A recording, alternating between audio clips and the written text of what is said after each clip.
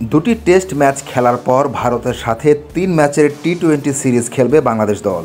আগামীকাল 6 অক্টোবর ভারতের বিপক্ষে সিরিজের প্রথম টি-20 ম্যাচ অনুষ্ঠিত হবে। পরের দুটি ম্যাচ 9 অক্টোবর ও 12 অক্টোবর। 3টি ম্যাচেই শুরু হবে বাংলাদেশ সময় সন্ধ্যা 7:30টায়। ভারতের কাছে দুটি টেস্ট ম্যাচেই বড় ব্যবধানে হেরেছে নাজমুল হোসেন শান্তর দল। প্রথম ম্যাচ 280 রানে ও দ্বিতীয় ম্যাচ 7 উইকেটে হেরেছে বাংলাদেশ দল।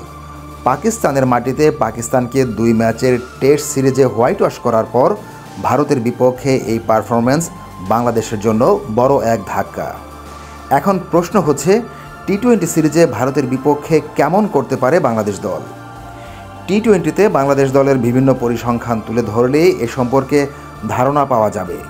ওয়ানডে টেস্ট এবং টি-20 মিলে বাংলাদেশ দল এ পর্যন্ত 760টি ম্যাচ খেলেছে। এর মধ্যে জিতেছে 248টি ম্যাচ, হেরেছে 480টিতে। 14টি ম্যাচের কোনো ফলাফল হয়নি, 18টি ম্যাচ হয়েছে ড্র।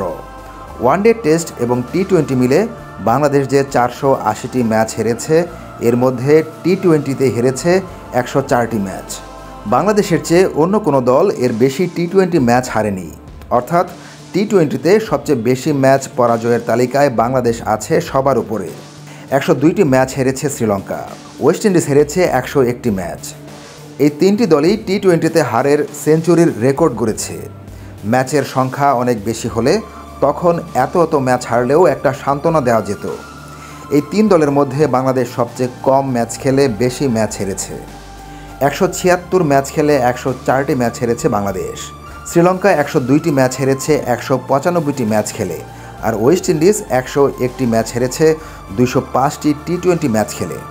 অর্থাৎ সারা বিশ্বে টি-20তে সবচেয়ে খারাপ রেকর্ড বাংলাদেশের। খারাপ এই রেকর্ডকে সঙ্গী করে টি-20র বর্তমান বিশ্ব চ্যাম্পিয়ন ভারতের মোকাবেলা করবে বাংলাদেশ দল।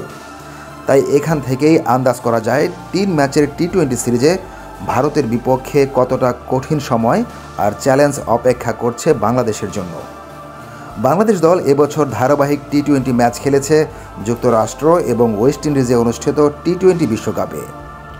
এবারে টি-20 বিশ্বকাপে মোট 60টি ম্যাচ খেলার সুযোগ পায় বাংলাদেশ দল। এর মধ্যে 3টি ম্যাচ জিতে শ্রীলঙ্কা, নেদারল্যান্ডস ও নেপালের সাথে, হেরেছে দক্ষিণ আফ্রিকা, অস্ট্রেলিয়া, ভারত ও আফগানিস্তানের সাথে। টি-20 বিশ্বকাপের সুপার 8-এ বাজেভাবে 2 হারের পরও সেমিফাইনালে ওঠার সুযোগ এসেছিল বাংলাদেশের সামনে।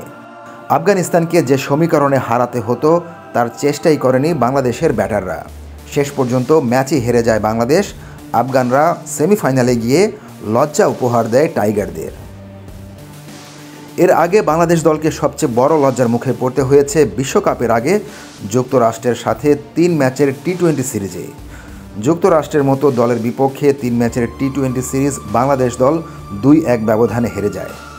এবছর বাংলাদেশ দলের যে টি-20 পরিসংখ্যান, সেখানে দেখা যাচ্ছে 18টি ম্যাচ খেলে 9টিতে জিতেছে, হেরেছেও 9 ম্যাচে।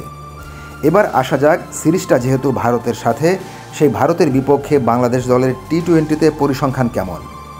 বাংলাদেশ ও ভারত এ পর্যন্ত 14 বার টি-20তে মুখোমুখি হয়েছে। 13 বার জিতেছে ভারত।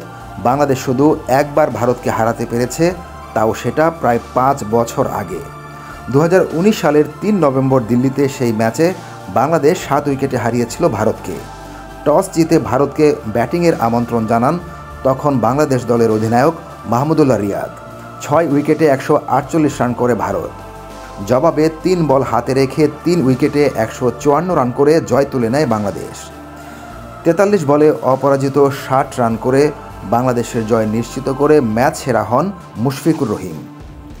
বাংলাদেশের জন্য লাকি ভেন্যু দিল্লিতে এবার ভারতের বিপক্ষে সিরিজের দ্বিতীয় টি-20 ম্যাচটি খেলবে বাংলাদেশ দল। আরেকবার ভারতকে হারানোর খুব কাছে গিয়েও জিততে পারেনি বাংলাদেশ। 2016 সালের টি-20 বিশ্বকাপে নিজেদের ভুলে ভারতের কাছে 1 রানে হেরে যায় বাংলাদেশ। বেঙ্গালুরুতে ভারত প্রথমে ব্যাট করে 7 উইকেটে 146 রান করে। এরপর 9 উইকেটে 145 রান করে 1 রানে ম্যাচ হারে বাংলাদেশ।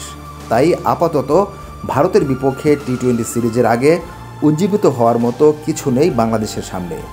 টেস্টে ভালো পারফরমেন্স করলেও আত্মবিশ্বাসী হতে পারতেন বাংলাদেশের ক্রিকেটাররা, কিন্তু যে পারফরমেন্স করেছে বাংলাদেশ, তাতে আত্মবিশ্বাস তলানিতেই বলা যায় টাইগারদের।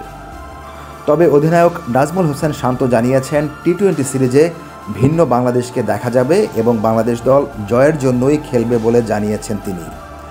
আর আগামী 2026 টি-20 বিশ্বকাপের পরিকল্পনা এই সিরিজ থেকেই শুরু হয়ে যাবে বলে জানিয়েছেন শান্ত। আমার পারফরমেন্স নিয়ে খুব বেশি একটা কনসার্ন আমি করছি না অনেস্টলি, কারণ আমি বিশ্বাস করি যে আমি খুব তাড়াতাড়ি কামব্যাক করতে পারবো। টি-20তে শেষের দিকে 2টা ভালো ইনিংস ছিল লাস্ট ওয়ার্ল্ড কাপে, যদি আপনি খেয়াল করে দেখেন। চেষ্টা করব যে এই সিরিজে কন্ট্রিবিউট করার। আর নতুন দল এই সিরিজ থেকে আপনি দেখতে পারবেন যে আমাদের প্লেয়ারদের মধ্যে ডিফারেন্ট অ্যাপ্রোচে খেলতেছে সবাই, এবং সবাই জেতার জন্যই খেলবে। এবং আমার কাছে মনে হয় যে এখানে যে প্লেয়ারগুলো আছে সাথে হয়তো আর 4-5টা প্লেয়ার হয়তো বাইরে আছে যারা অ্যাড হবেন, এরাই হয়তো সামনে 26 ওয়ার্ল্ড কাপে খেলবেন। সো আমার মনে হয় এই সিরিজ থেকেই আমাদের ওই প্রপার প্রিপারেশনটা শুরু হবে।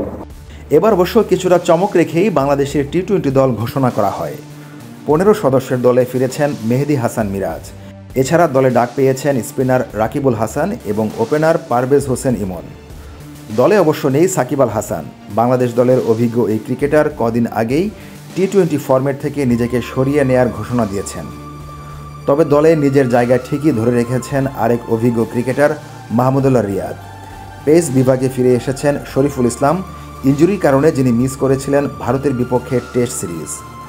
দলের বাকি পেসারদের মধ্যে আছেন তাসকিন আহমেদ, মুস্তাফিজুর রহমান ও তানজিম সাকিব।